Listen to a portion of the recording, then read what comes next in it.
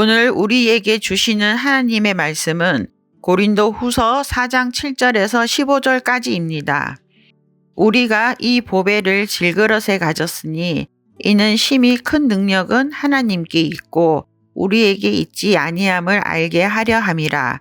우리가 사방으로 우겨 쌈을 당하여도 쌓이지 아니하며 답답한 일을 당하여도 낙심하지 아니하며 박해를 받아도 버림받지 아니하며 거꾸로 트림을 당하여도 망하지 아니하고 우리가 항상 예수의 죽음을 몸에 짊어짐은 예수의 생명이 또한 우리 몸에 나타나게 하려 함이라.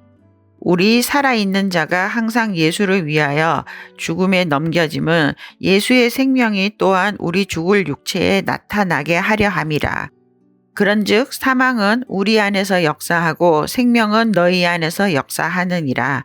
기록된 바 내가 믿었으므로 말하였다.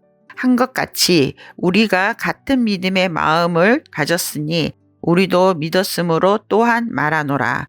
주 예수를 다시 살리신 이가 예수와 함께 우리도 다시 살리사 너희와 함께 그 앞에 서게 하실 줄을 아노라.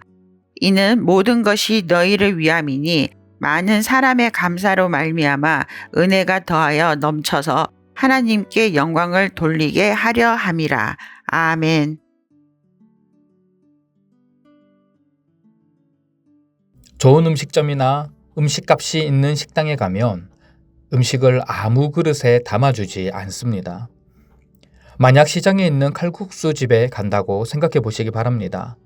그곳에는 음식을 세척하기 편한 그릇에 내어 줄 것입니다. 하지만 상견례를 한다든지 손님을 대접할 수 있는 한정식 집에 간다면 아마 그곳에는 고급스러운 그릇에 음식이 담겨 나올 것입니다. 그렇게 하는 이유는 그릇도 그 식당의 가치를 드러내는 중요한 표현 방식 중 하나이기 때문입니다. 이것이 일반적인 세상의 가치, 세상의 논리입니다. 하지만 복음의 가치, 복음의 논리는 이와 다릅니다. 우리 하나님께서는 정말 보잘것없고 죄인인 인간을 선택하셔서 하나님의 영광스러운 복음을 위해 살아가도록 하십니다. 바울은 이 사실을 깊이 깨닫고 있었기에 다음과 같이 고백합니다. 본문 7절 말씀입니다. 우리가 이 보배를 질그릇에 가졌으니 이는 심히 큰 능력은 하나님께 있고 우리에게 있지 아니함을 알게 하려 함이라. 바울은 앞서 그리스도인들이 누릴 수 있는 영광의 광채, 복음의 광채를 고린도 교회 성도들에게 말했습니다. 이것은 그 어떤 것과 비교할 수 없는 보배로운 것입니다. 그런데 우리 하나님께서는 그 보배와 같이 영광스러운 은혜를 값비싼 금그릇이나 은그릇이 아니라 질그릇에 허락하셨습니다. 이것이 하나님이 일하시는 방법이시죠. 여러분, 질그릇은 무엇을 뜻하는 것일까요? 이 당시의 질그릇은 값싸고 평범한 그릇을 뜻합니다. 값이 저렴하다 보니 쉽게 깨어지기도 합니다. 아주 보잘것없는 가치를 질그릇이라는 단어로 표현하고 있습니다. 바울은 아주 값비싼 보배, 그리고 아주 저렴한 질그릇을 동시에 사용하면서 하나님께서 인간에게 허락하신 은혜는 그 어떤 것과 비교할 수 없는 대단한 것이다 라는 것을 말함과 동시에 우리 인간은 아주 깨어지기 쉬운 그릇과 같은 존재다 라는 것을 드러내고 있습니다. 그리고 우리 인간과 같이 불완전한 존재가 하나님의 영광스러운 보배를 소유했다는 것을 통해 하나님께서 일하시는 것은 인간의 생각과 인간의 기대와는 완전히 다르다는 것을 보여줍니다. 그래서 바울은 7절 나머지 부분에서 이렇게 말합니다. 이는 심히 큰 능력은 하나님께 있고 우리에게 있지 아니함을 알게 하려 함이라. 질그릇 가운데 담긴 보배를 통해 심히 큰 능력은 하나님께 있다는 것입니다. 하나님은 약한 자와 힘없는 자들을 통해서 일하십니다.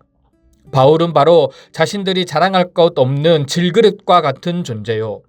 약하고 힘없는 자라는 것을 이 표현을 통해 드러내고 있는 것입니다.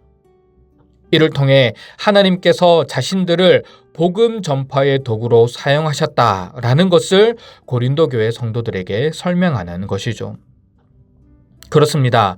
이것이 하나님께서 일하시는 방법입니다. 하나님께서는 세상의 미련한 것들을 택하사 지혜 있는 자들을 부끄럽게 하시고 세상의 약한 것들을 택하사 강한 것들을 부끄럽게 하십니다. 이것이 하나님의 원리입니다.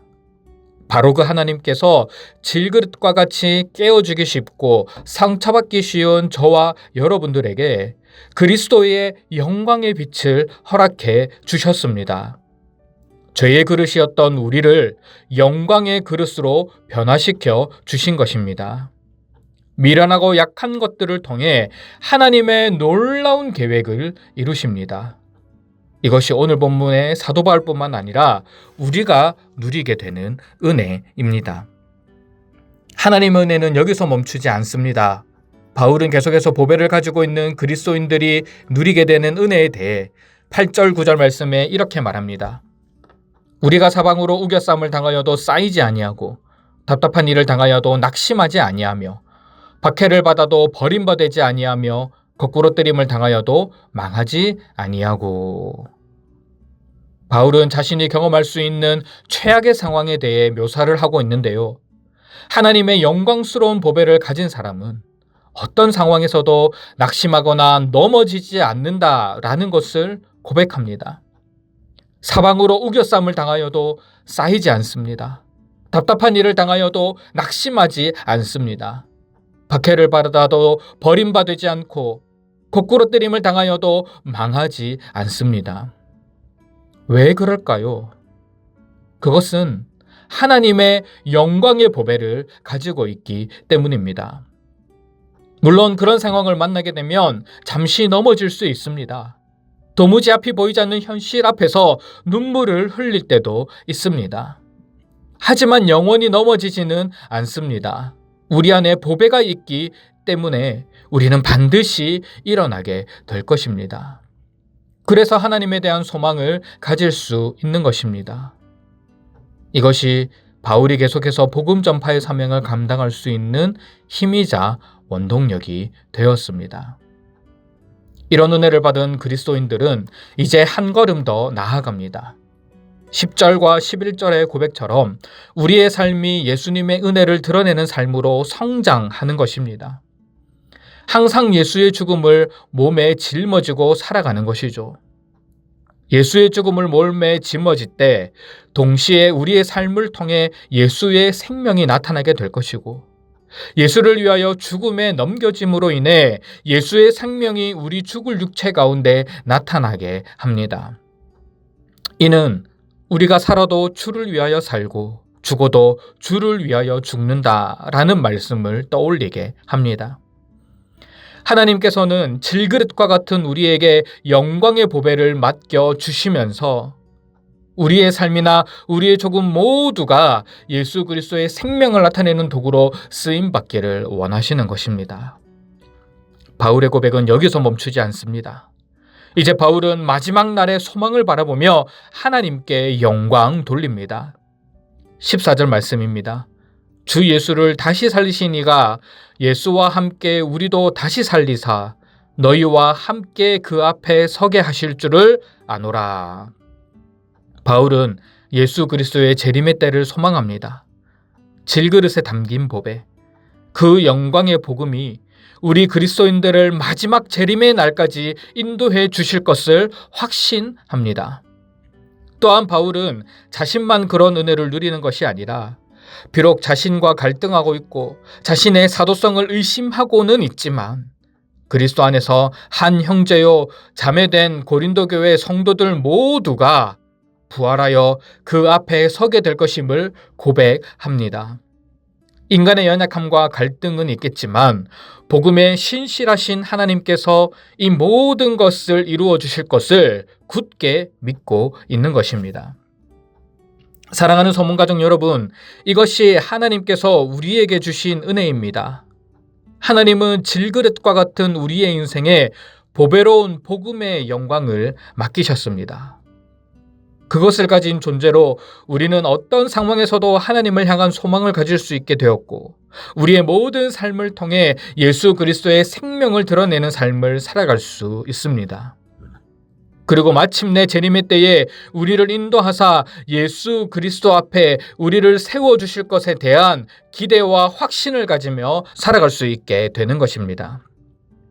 바라고 원하기는 명절의 끝날에 우리에게 허락하신 이 놀라운 은혜를 다시금 깊이 묵상할 수 있기를 원합니다. 정말 연약한 우리의 인생을 긍휼히 여겨주셔서 영광의 복음이라는 보배를 허락하신 하나님을 찬양하기를 원합니다. 우리의 삶을 통해 예수 그리스도의 생명이 드러나고 어떤 상황 속에서도 낙심치 않고 하나님에 대한 소망을 가지기를 사모하며 나아가기를 원합니다. 재림의 은혜를 사모하며 우리에게 허락하신 복음의 보배를 풍성히 누리는 저와 여러분들이 되시기를 주님의 이름으로 부탁드립니다.